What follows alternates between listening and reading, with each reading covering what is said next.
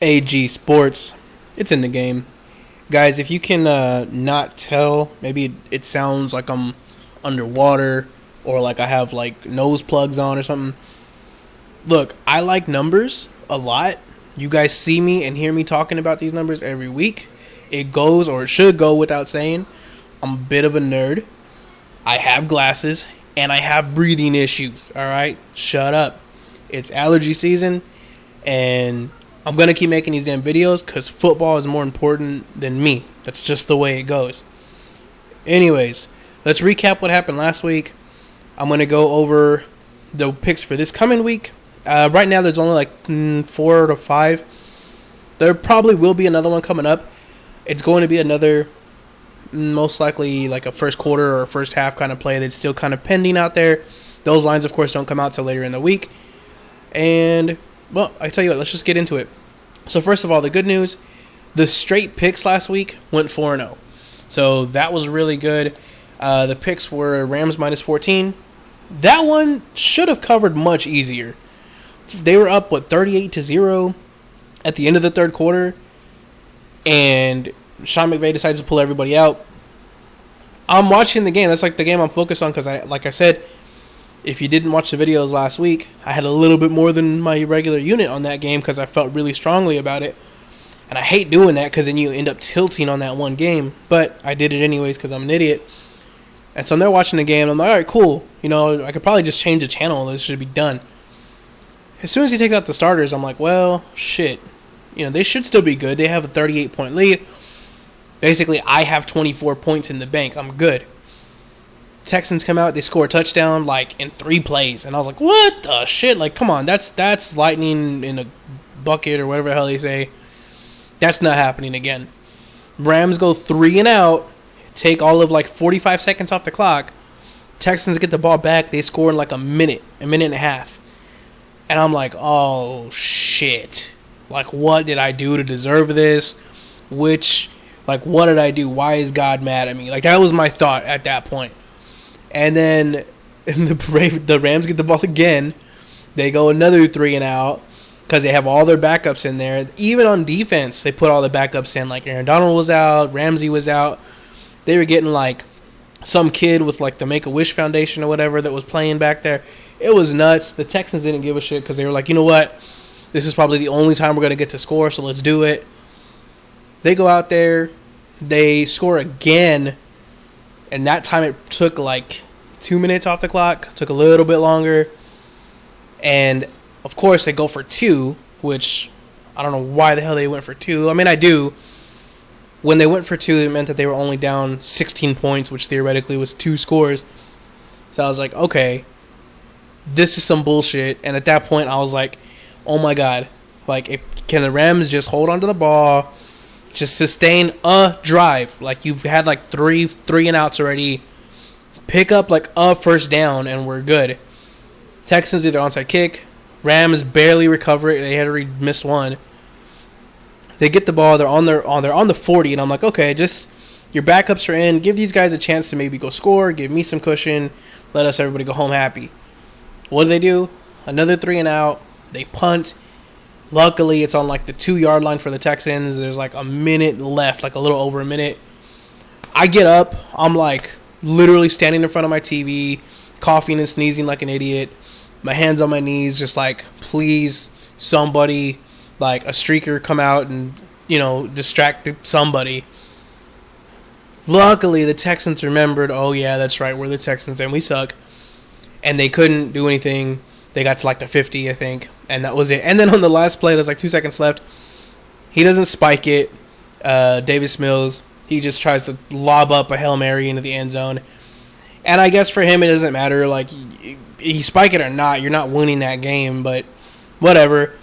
But it did allow us to squeak out the win. So they win by 16 and barely cover. But if you got that number late, like if you had jumped on it Sunday morning and you didn't get the cover, because in a lot of places it went up to minus 16.5.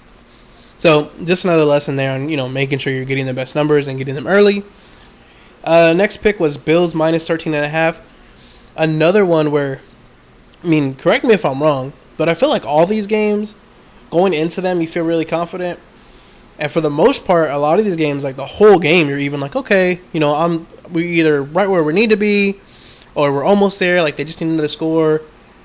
In this game, the whole game was way closer than I thought it was going to be, and it took like a last-minute touchdown that I wasn't really sure if the Bills were going to get or not, but they got it to get the cover.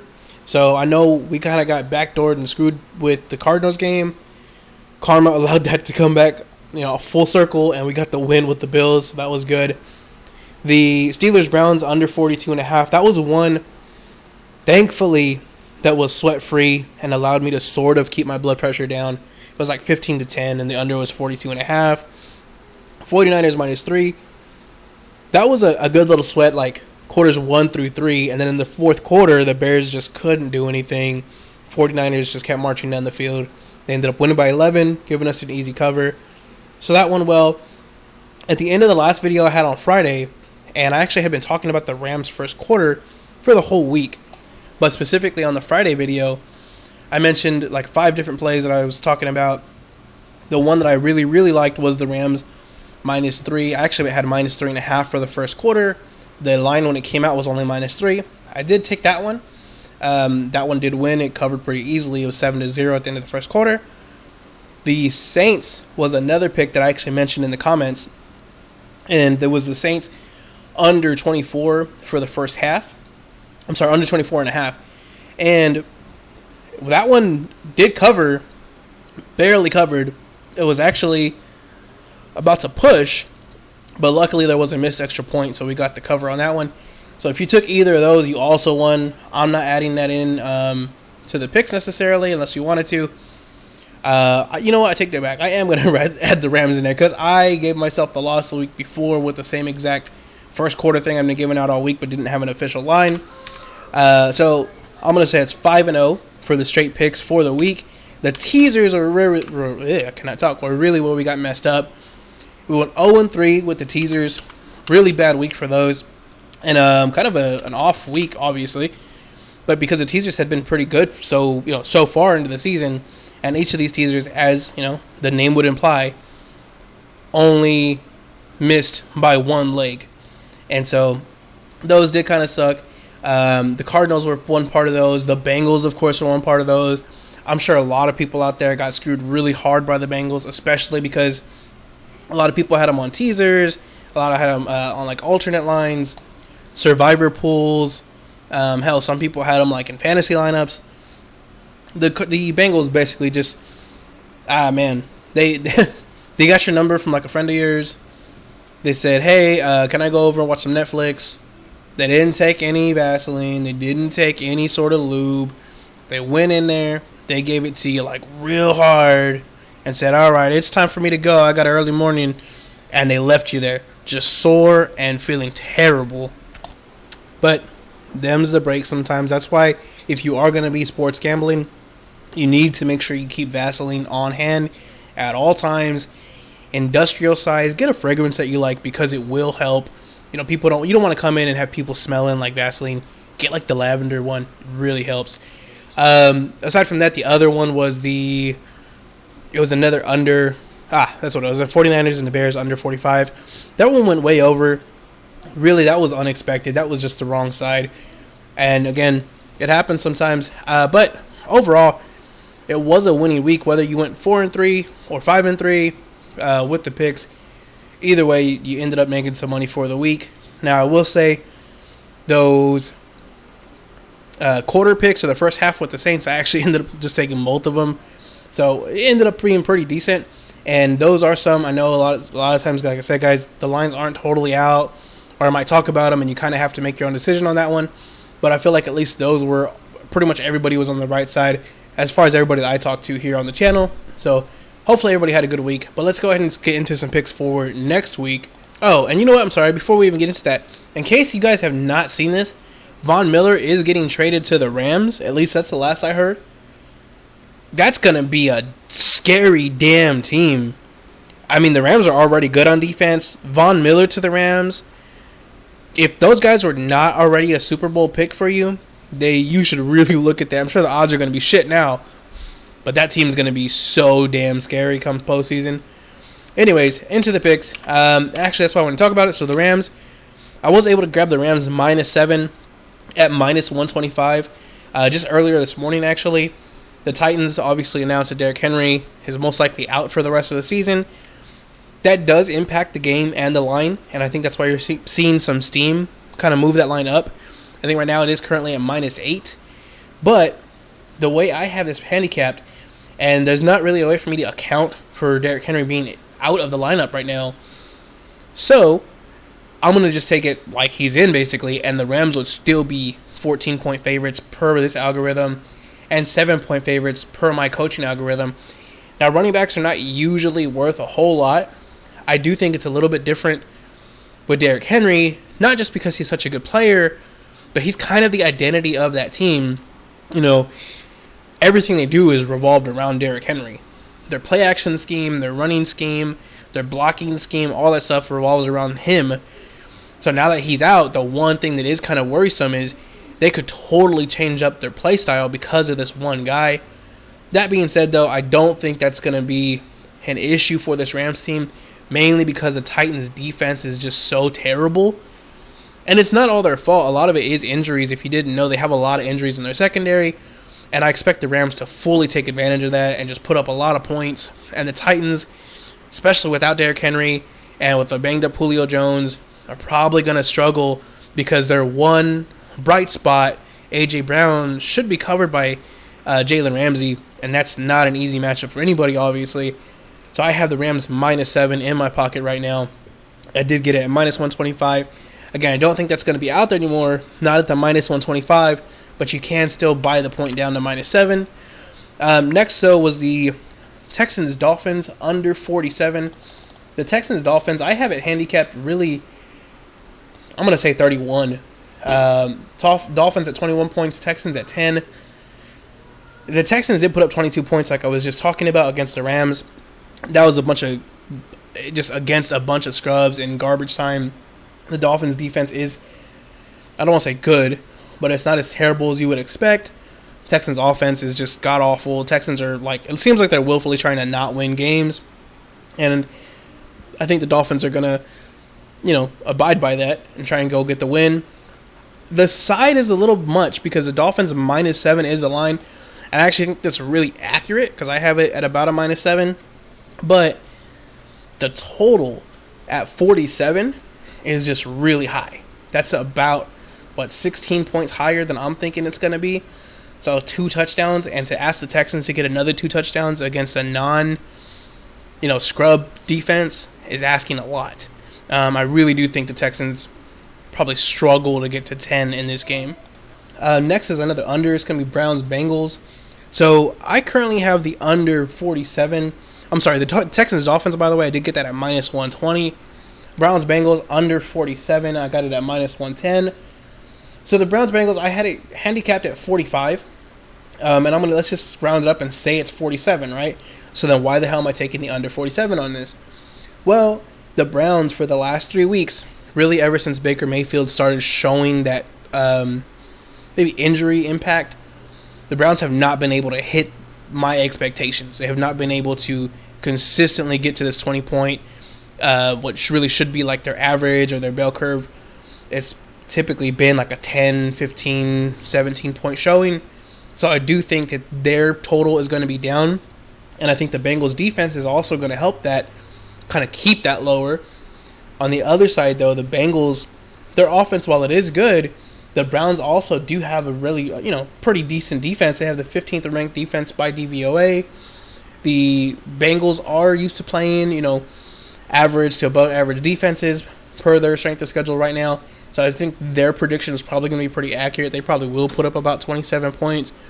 But I think this is going to be like a 27-14 kind of game where the Bengals just ride their defense to the victory. And it ends up coming out to like a 41-point total. So the under 47 does give us some wiggle room there. And the next one here was a Patriots Panthers. And I actually really like this one. It's a Patriots -3. Now you do have to pay for this one. This is at the upper tier of what I'm willing to pay. Patriots -3 is at -140 right now at a lot of places because the -3.5 is like the given line out there right now. I have it handicapped as a Patriots minus about 7.5.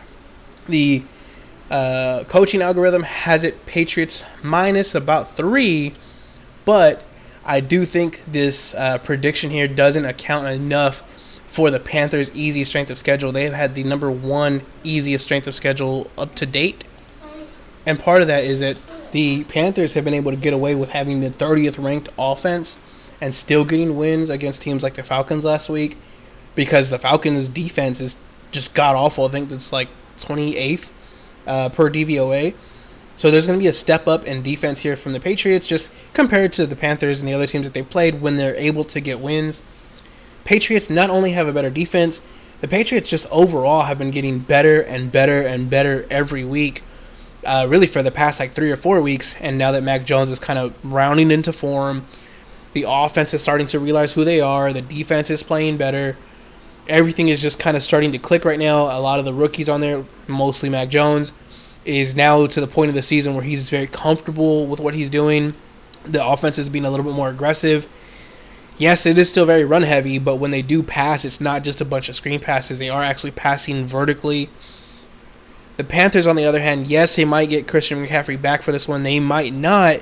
They might even decide to just sit Christian McCaffrey as long as he possibly wants, because the offense just has not been really going anywhere.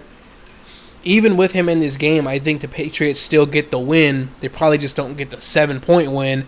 It is probably closer to the 3 or 4 points. And with that, that's why I'm going to take the Patriots minus 3. And if it is the 3.5 at your book, definitely buy that hook and get it down to the key number. The only other thing here I have is a teaser.